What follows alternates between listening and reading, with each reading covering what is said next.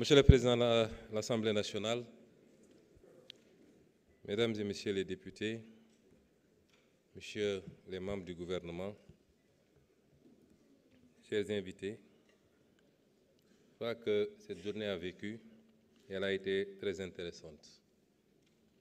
Et après ce second tour de parole, je sors plus que conforté du constat que j'avais fait lors de mon premier passage pour répondre aux questions, c'est qu'il n'y a eu aucune remise en cause de ce que nous avons présenté comme étant la vision, le référentiel. Aucune. Je n'ai pas entendu de critique sur les grands axes programmatiques. On ne m'a pas dit que les orientations de financement ne sont pas bonnes, ou que la vision agricole restait à désirer. Il n'y a eu aucune remise en cause. Et j'en conclus qu'à l'issue de ce débat intéressant, les spéculations sur la vision, sur l'existence d'un programme sont désormais totalement derrière nous.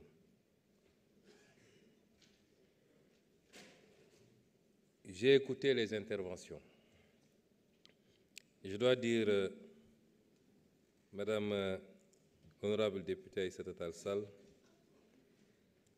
que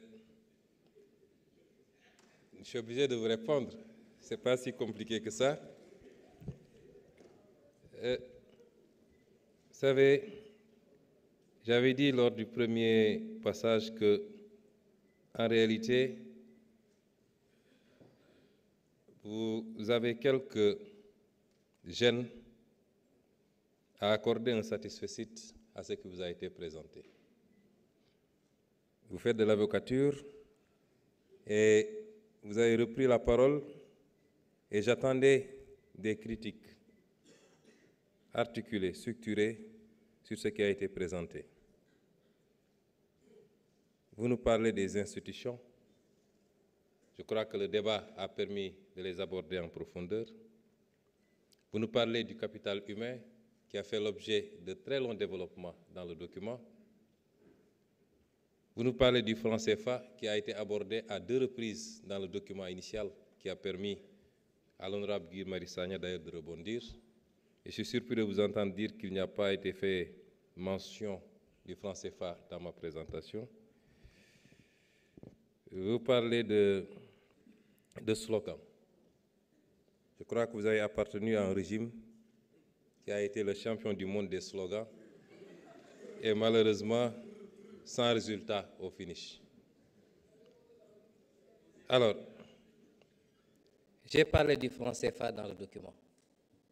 Je l'ai fait avec la retenue qui sied dans un processus qui est en cours d'élaboration et de discussion avec tous nos partenaires.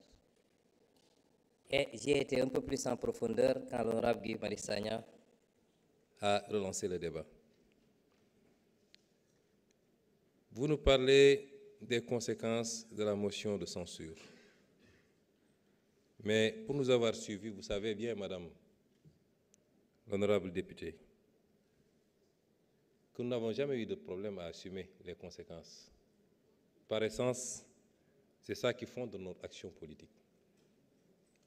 Puisque nous n'avons absolument rien à nous reprocher, à craindre, tous ensemble, opposition comme pouvoir, laissons la justice faire ce qu'elle doit faire et sans aucune interférence.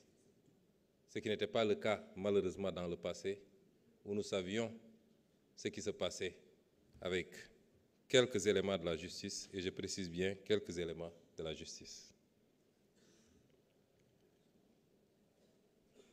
Je n'ai pas dit également que je n'étais pas venu à l'Assemblée pour échapper à une motion de censure. Je vous ai dit que la politique, c'est aussi, c'est pas seulement la force et le forcing. Et j'ai bien compris les adversaires que j'avais en face de moi depuis 10 ans. Je comprends comment ils fonctionnent. La politique, ce n'est pas que cela. Aujourd'hui, je fais une déclaration de politique générale. Et en politique, vous ne pouvez pas nous reprocher, lorsque la stratégie nous permet de déjouer les manœuvres de l'adversaire qui n'ont aucun rapport aux intérêts du pays, mais simplement vouloir faire une vendetta parce qu'on a une majorité à l'Assemblée. S'ils n'ont pas eu l'intelligence, s'ils n'ont pas eu le recul qu'il faut pendant les 5 mois qui ont précédé pour dérouler leur stratégie, je ne suis pas coupable de cela. Et la politique, c'est également ça.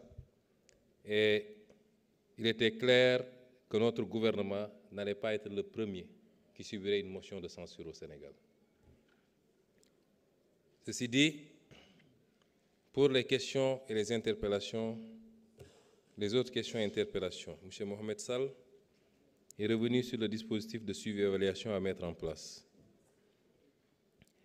Je crois que j'ai terminé presque par ça, en disant qu'un dispositif de pilotage du référentiel va être mis en place avec le Conseil présidentiel